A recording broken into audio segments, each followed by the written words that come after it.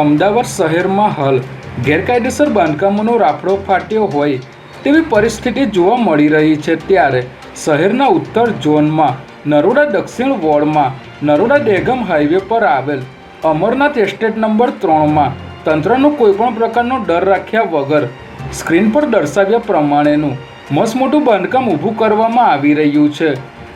અહીં 2 માળનું ગેરકાયદેસર બાંધકામ આરસીસી બીમ કોલમ સાથે ઊભું કરવામાં આવી રહ્યું છે, જેનાથી અહીંના વોર્ડ ઇન્સ્પેક્ટર વરુણભાઈ તેમજ ડેપ્યુટી કમિશનર અજાણ હોય તે પણ શક્ય નથી। ત્યારે મસ્ત મોટા ભ્રષ્ટાચાર આચરીને આવા બાંધકામો સામે તંત્ર દ્વારા આંખ આડા કાન કરવામાં આવી રહ્યા હોય તેવું જણાઈ રહ્યું છે।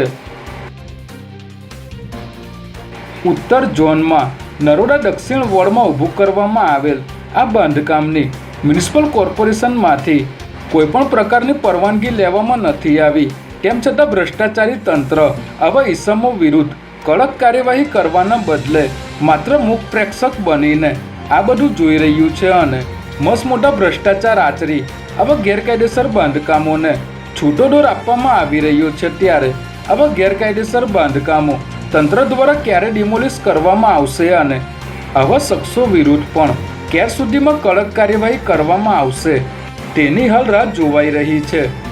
તંત્ર આ બાબતોને ધ્યાનમાં લઈને તાત્કાલિક અસરથી આવા ગેરકાયદેસર બાંધકામો અટકાવે અને ડિમોલિશ કરે તેવી જાગૃત જનતામાં માંગ ઉઠી છે।